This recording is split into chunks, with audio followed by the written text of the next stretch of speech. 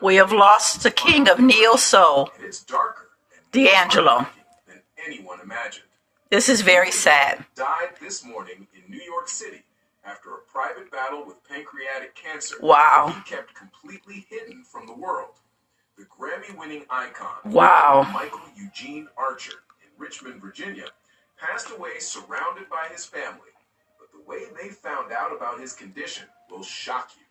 Sources connected to his inner circle revealed that even his closest collaborators had no idea how serious things had gotten. His former manager, Kadar Massenberg, confirmed the news that sent shockwaves through social media within minutes. But here's what nobody's talking about. The timing of his passing raises questions that fans are desperately trying to answer. Why did he keep this battle so private? What was he hiding? He wanted a private life. Paint a picture of a man who valued his art. Stars deserve a private life. Everything else, even as his body was betraying him. The neo-soul pioneer who gave us Brown Sugar, Lady, and the unforgettable How Does It Feel wasn't just a singer. He was a movement. When his debut album dropped in 1995, it didn't just climb the charts. It rewrote the entire rulebook for R&B music. But what people don't realize is that D'Angelo's influence went far beyond the notes he sang. He was fighting against an industry that wanted to box him in, and his resistance cost him dearly. Let's not forget about the industry. The constant demand for more became a weight that few could understand. And now we're learning that this weight may have contributed to the decades-long struggle that defined his later years. Notice how D'Angelo would disappear for years at a time. Right. His second album, Voodoo, came out in 2000. And then silence. Fans waited and waited, creating conspiracy theories about where he went and what happened. Some said he was dealing with personal demons. Others claimed the industry chewed him up and spit him out. The truth, as we're discovering now, was far more. The industry is very dangerous. D'Angelo was battling himself, his image, and the expectations. So did he die from cancer? How does it feel? Or did the industry help him? Shirtless and vulnerable became both his biggest moment and his biggest curse. Women screamed at concerts, objectifying the very artist who was trying to bare his soul through music. That experience broke something inside him, sources reveal. But the real shock was still coming. In 2014, after 14 years of near total silence, D'Angelo returned with Black Messiah, an album that proved he hadn't lost a single ounce of his genius. Critics called it a masterpiece. Fans rejoiced. Awards poured in. Yet behind the scenes, something else was happening. The perfectionist who spent over a decade crafting one album was already feeling the early signs of the illness that would eventually claim his life. Medical experts who studied his case suggest that pancreatic cancer symptoms can remain hidden for years, slowly destroying the body while the person appears functional on the outside. Right. D'Angelo was performing, creating, and inspiring while his cells were turning against him. What happened next will haunt the music industry forever. After Black Messiah's release and the subsequent tour, D'Angelo once again retreated from public view. This time, people assumed it was just his pattern, his need for artistic solitude. Nobody questioned it because that's who he was, a reclusive genius who created on his own timeline. But insiders are now revealing that this wasn't artistic seclusion. This was survival. He was undergoing treatments, fighting a disease that has one of the lowest survival rates of any cancer. Less than 5 years. Brutal, aggressive, and often discovered too late. For D'Angelo to keep this hidden while still working on music shows the level of dedication and privacy he demanded for himself. DJ Premier, the legendary producer, broke the news to thousands of fans on social media with a heartbreaking tribute that went viral within seconds. Such a sad loss, he wrote, capturing what millions were feeling. But look closer at the timeline. The tribute started flooding in at exactly 10:47 a.m. Eastern Time, suggesting that his inner circle had been informed just moments before. The speed at which this news traveled reveals something crucial about D'Angelo's impact. He wasn't just beloved, he was revered. Artists from every genre, from hip-hop to jazz to rock, all stopped what they were doing to pay respects to a man who taught them that vulnerability and strength could coexist in music. The family statement, released through official channels, asked for privacy during this painful time, but the words they chose tell a deeper story. They called him the shining star of our family and noted that he had been called home. This spiritual language reflects D'Angelo's deep connection to gospel and soul traditions. He wasn't just performing music, he was channeling something ancestral, something that connected him to generations of black musicians who came before him. His death at 51 mirrors the tragic pattern of losing brilliant artists far too young, and fans are pointing out the cruel irony that the man who sang about love, pain, and redemption never got to see old age himself. But that's not even the worst part. Industry insiders are now revealing that D'Angelo had been working on new material right up until his final weeks. The perfectionist who gave us 3 albums over 30 years wasn't done creating. He had sketches, demos, and ideas that may never see the light of day. The question burning through social media right now is whether this unreleased material will be preserved and shared, or if it will remain locked away, respecting his artistic vision and privacy. Some fans are demanding that his family release everything. Others argue that D'Angelo's art was so carefully curated that posthumous releases would betray his legacy. The debate is tearing communities apart. Meanwhile, the medical community is using D'Angelo's case to highlight the devastating reality of pancreatic cancer. This disease kills approximately 50,000 people annually in the United States alone, and it's particularly aggressive in younger patients.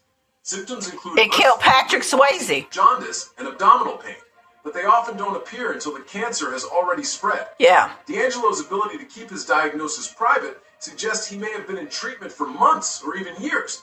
The physical and emotional toll of chemotherapy, radiation, and surgery while trying to maintain any semblance of normalcy is unimaginable. Yet he did it, protecting his family and fans from the pain of watching him decline. You can see the impact of his loss rippling through every corner of the music world. Questlove, Erykah Badu, Maxwell, and countless others who were part of the neo-soul movement are sharing memories and breaking down in real time. These weren't just colleagues. They were brothers and sisters in a musical revolution that changed culture forever. D'Angelo's influence on artists like Frank Ocean, The Weeknd, and even Kendrick Lamar cannot be overstated.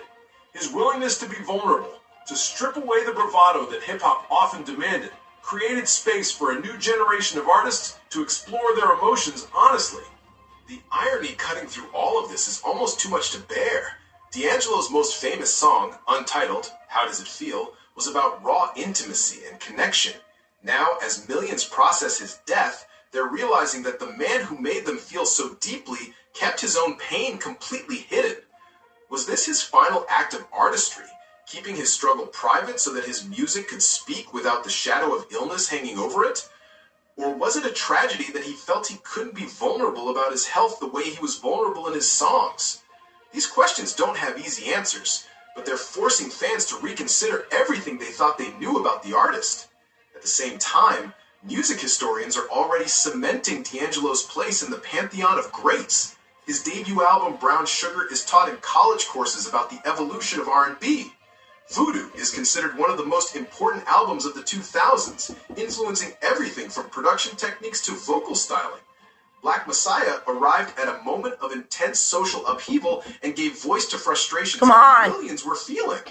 Each album represented not just artistic growth, but cultural documentation.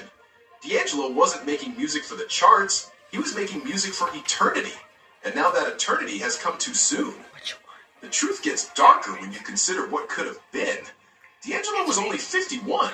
Artists like Tony Bennett, Smokey Robinson, and Gladys Knight have proven that soul singers can create powerful work well into their 70s and 80s. D'Angelo should have had decades left. Albums that would never be made, collaborations that will never happen, young artists who will never get the mentorship they needed. Pancreatic cancer didn't just take one man's life, it robbed the entire world of a creative force that couldn't be replicated. The loss is immeasurable, and the anger many fans feel is justified. Why him? You're my lady. People no You're my lady.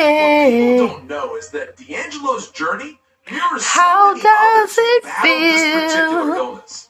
The secret secrecy, the I hope want that some of treatment your might brown work, the desire to sugar. maintain normalcy Sugar. for as long as possible. These are universal experiences for cancer Rest in patients. By peace, keeping his diagnosis D'Angelo. private, D'Angelo No more protected treatment, himself no from more becoming suffering. a tragic figure while he was You still will be alive. very He didn't much want pity. missed. He didn't want his music viewed through the lens of a dying man's last words. He wanted his art to stand on its own.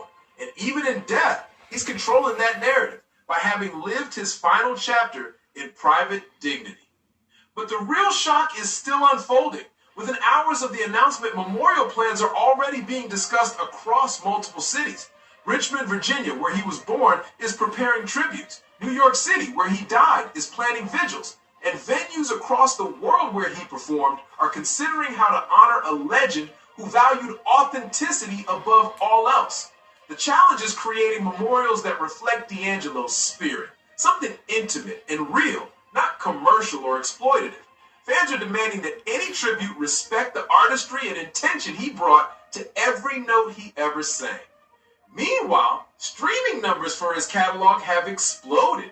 Brown Sugar, Voodoo, and Black Messiah are all seeing massive spikes as millions rush to reconnect with his music or discover it for the first time.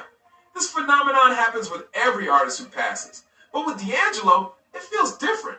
His discography was already considered essential listening. Now it's becoming a sacred text, each song analyzed for hidden meanings and clues about his state of mind. Were there warnings in the lyrics? Did he know he was running out of time when he recorded Black Messiah? Fans are forensically examining every word, looking for answers that may not exist. The music industry itself is being forced to reckon with how it treats artists. D'Angelo's career was marked by long absences that frustrated label executives and confused fans, but those absences were necessary for his creative process and, as we now know, for managing his health. The pressure to constantly produce, to stay relevant, to feed the algorithm has only intensified since D'Angelo's early days. How many other artists are suffering in silence, unable to take the time they need because the industry demands content over wellness?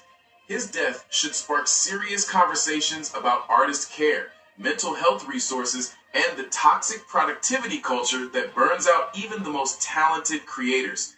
As the sun sets on this tragic day, one thing becomes crystal clear. D'Angelo's legacy isn't just about the music he left behind.